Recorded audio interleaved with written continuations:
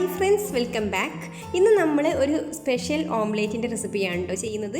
അപ്പോൾ അതിന് വേണ്ടിയിട്ട് ഈ ഒരു സൈസിലുള്ള ഉരുളക്കിഴങ്ങ് എടുത്തിട്ടുണ്ട്, പിന്നെ മുട്ടയും എടുത്തിട്ടുണ്ട്. അപ്പോൾ ഉരുളക്കിഴങ്ങ് നമുക്ക് ഇതുപോലെ തൊലിയൊക്കെ ഒന്ന് പീൽ ചെയ്ത ശേഷം ഇതുപോലെ ഒന്ന് ഗ്രേറ്റ് ചെയ്തെടുക്കാം.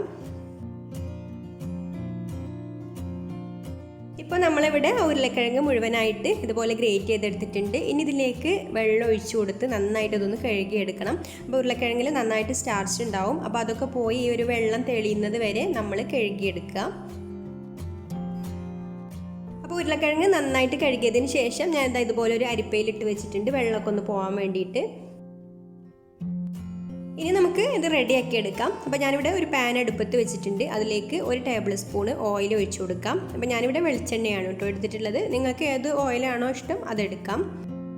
അപ്പോൾ വെളിച്ചെണ്ണ ഇവിടെ ചൂടായി വന്നിട്ടുണ്ട്. ഇനി നമുക്കിതിലേക്ക് 1 ടീസ്പൂണ് വറ്റൽമുളക് ചതച്ചത് ഇട്ട് കൊടുത്തിട്ട് ചെറുതായിട്ടൊന്ന് മൂപ്പിച്ചെടുക്കുക. ലോ ഫ്ലെയിമിൽ ഇട്ട് വെക്കണം കേട്ടോ, അല്ലെങ്കിൽ വറ്റൽമുളക് പെട്ടെന്ന് തന്നെ കരിഞ്ഞു പോവും.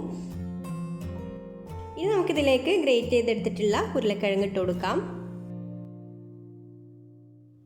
ഇനി ഇതിലേക്ക് പാകത്തിനുള്ള ഉപ്പും കൂടെ ചേർത്ത് കൊടുത്തിട്ട് നന്നായിട്ടൊന്ന് മിക്സ് ചെയ്ത് കൊടുക്കുക. എന്നിട്ട് നമുക്കിത് അടച്ച് വെച്ചിട്ടൊന്ന് വേവിച്ചെടുക്കാം. ഒരുപാട് വെന്ത് ഉടഞ്ഞു പോവേണ്ട, എന്നാലും ഉരുളക്കിഴങ്ങിൻ്റെ കടിയൊന്ന് മാറി കിട്ടുന്നത് വരെ നമുക്ക് വേവിച്ചെടുക്കാം. പെട്ടെന്ന് വെന്ത് കിട്ടാൻ വേണ്ടിയിട്ട് നമുക്കിതൊന്ന് അടച്ച് വെച്ചിട്ട് വേവിക്കാം. ഇടയ്ക്ക് തുറന്നിട്ടൊന്ന് ഇളക്കി കൊടുക്കുക. കുറച്ചും കൂടെ ഒന്ന് വെന്ത് വരാനുണ്ട് കേട്ടോ ഇത്. അപ്പോൾ നമുക്ക് വീണ്ടും ഒന്നും കൂടെ അടച്ച് വെച്ചിട്ട് വേവിച്ചെടുക്കാം. അപ്പോൾ അത് കുക്കായി വരുന്ന സമയം കൊണ്ട് നമുക്കിതിലേക്ക് വേണ്ട മുട്ട ഒന്ന് ബീറ്റ് ചെയ്തെടുക്കാം. അപ്പോൾ ഞാനിവിടെ 2 മുട്ട ഒരു ബൗളിലേക്ക് പൊട്ടിച്ചൊഴിക്കുന്നുണ്ട്. ഇനി നമുക്കിതിലേക്ക് പാകത്തിനുള്ള ഉപ്പും കൂടെ ചേർത്ത് കൊടുത്തിട്ട് ഇതുപോലെ നന്നായിട്ടൊന്ന് അടിച്ചെടുക്കാം. അപ്പോൾ നമ്മൾ കിഴങ്ങിൽ ഉപ്പ് ചേർത്ത് കൊടുത്തിട്ടുണ്ട്, കിഴങ്ങിലേക്ക് ആവശ്യമായിട്ടുള്ള ഉപ്പ്. അതുപോലെ മുട്ടയിലേക്ക് ആവശ്യമായിട്ടുള്ള ഉപ്പും ചേർത്ത് കൊടുത്തിട്ട് മിക്സ് ചെയ്തെടുക്കുക. ഇനി നമുക്ക് കിഴങ്ങ് ഒന്ന് വെന്തിട്ടുണ്ടോ എന്ന് നോക്കാം. ഇപ്പോൾ കിഴങ്ങ് ഇവിടെ പാകത്തിന് കുക്കായി വന്നിട്ടുണ്ട് കേട്ടോ, ഒരുപാട് വെന്ത് ഉടഞ്ഞു പോവരുത്.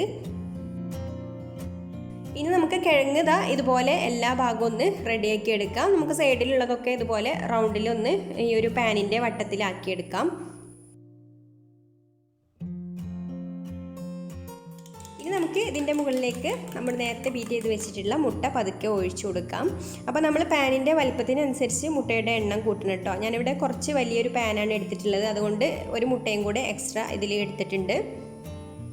എന്നിട്ട് ഇതുപോലെ പതുക്കെ ഒഴിച്ചു കൊടുക്കുക. സൈഡിലും മുകളിലേക്കൊക്കെ ആയിട്ട് ഒഴിച്ചു കൊടുക്കാം. ഇനി കിഴങ്ങും മുട്ടയും ഇതുപോലെ ഒരേ ലെവലിൽ നിൽക്കുന്ന വിധത്തിലൊന്ന് ഇതുപോലെ നിരത്തി കൊടുക്കുന്നുണ്ട്. എന്നിട്ട് നമുക്കിത് ലോ ഫ്ലെയിമിലിട്ടിട്ട് അടച്ച് വെച്ചിട്ട് ഒരു 5 മിനിറ്റ് കുക്ക് ചെയ്തെടുക്കാം. അപ്പോൾ നമുക്കിതൊന്ന് റെഡി ആയിട്ടുണ്ടോ എന്ന് നോക്കാം. അപ്പോൾ ഇതിൻ്റെ മുകൾ ഭാഗമൊക്കെ ഒന്ന് ഡ്രൈ ആയി വന്നിട്ടുണ്ട്. ഇനി നമുക്ക് ഇതിൻ്റെ സൈഡൊക്കെ ഒന്ന് വിടിയിച്ച് കൊടുത്ത ശേഷം ഇതൊന്ന് മറിച്ചിട്ട് കൊടുക്കണം. അപ്പോൾ നമുക്ക് ഇതുപോലെ ഇതിൽ നിന്ന് മറിച്ചിട്ട് കൊടുക്കാൻ ബുദ്ധിമുട്ടാണ്. അപ്പോൾ ഇവിടെ ഇതുപോലെ മറ്റൊരു പാനിൽ ഓയിലൊന്ന് ഗ്രീസ് ചെയ്ത് കൊടുത്തിട്ടുണ്ട്. അപ്പോൾ ഇതിലേക്ക് നമുക്ക് ഒന്ന് കമഴ്ത്തി കൊടുക്കാം. ഇനി ഫ്ലെയിം ഓൺ ആക്കിയിട്ട് നമുക്ക് ഓംലേറ്റിൻ്റെ ഈ ഒരു ഭാഗം കൂടെ ഒന്ന് റെഡിയാക്കി എടുക്കാം. അപ്പോൾ നമ്മുടെ പൊട്ടാറ്റോ ഓംലേറ്റ് ഇവിടെ റെഡി ആയിട്ടുണ്ട് കേട്ടോ. ഇനി നമുക്കിതൊരു സെർവിംഗ് പ്ലേറ്റിലേക്ക് മാറ്റാം. അപ്പോൾ ഒരു വ്യത്യസ്ത രുചിയിലുള്ള നല്ല ടേസ്റ്റി ആയിട്ടുള്ളൊരു ഓംലേറ്റ് ആണിത്. അപ്പോൾ എല്ലാവരും തയ്യാറാക്കി നോക്കിയിട്ട് ഫീഡ്ബാക്കൊക്കെ അറിയിക്കണേ. നിങ്ങൾക്കൊരു റെസിപ്പി ഇഷ്ടമായിട്ടുണ്ടെങ്കിൽ ഒന്ന് ലൈക്ക് ചെയ്യുക, ഷെയർ ചെയ്യുക, കമൻറ്റ് ചെയ്യുക. പിന്നെ എൻ്റെ ചാനൽ സബ്സ്ക്രൈബ് ചെയ്യാത്തവരാണെങ്കിൽ ഒന്ന് സബ്സ്ക്രൈബും കൂടെ ചെയ്യണേ. അപ്പോൾ ഇനി മറ്റൊരു നല്ല റെസിപ്പിയുമായിട്ട് അടുത്ത വീഡിയോയിൽ കാണാം. താങ്ക്